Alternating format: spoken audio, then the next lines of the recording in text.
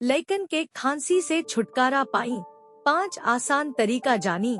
अगर बच्चा के खांसी आ छींक से भी परेशानी बात अब आप अकेले नहीं खी।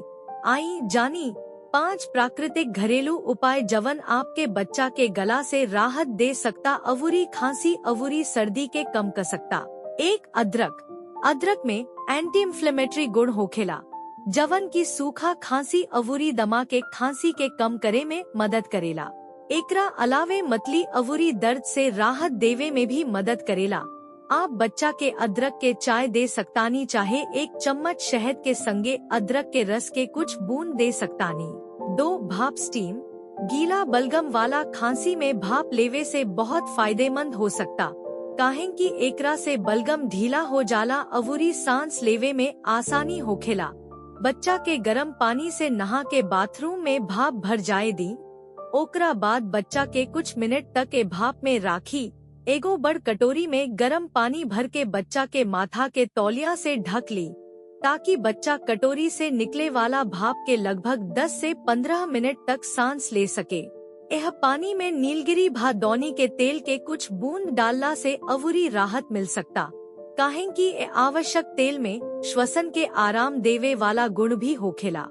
दिन में 2 से 3 बेर भाप से खांसी से जल्दी राहत मिली। 3 नमकीन पानी से गार्गल करी।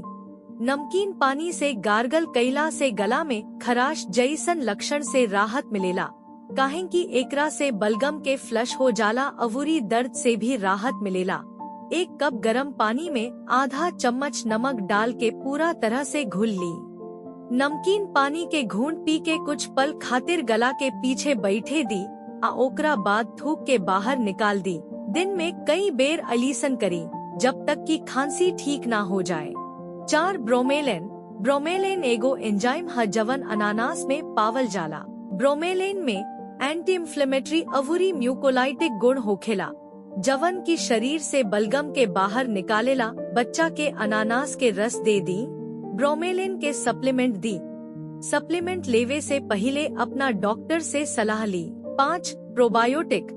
हालांकि प्रोबायोटिक खांसी से सीधा राहत ना देवेला, लेकिन ये हमनी के आंत के स्वास्थ्य में सुधार के प्रतिरक्षा में सुधार करेला।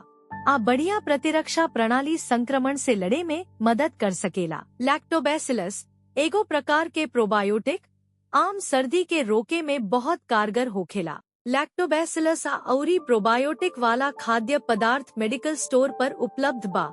मिसो सूप अवूरी दही जैसन कुछ चीज में प्रोबायोटिक भरपूर मात्रा में होखेला।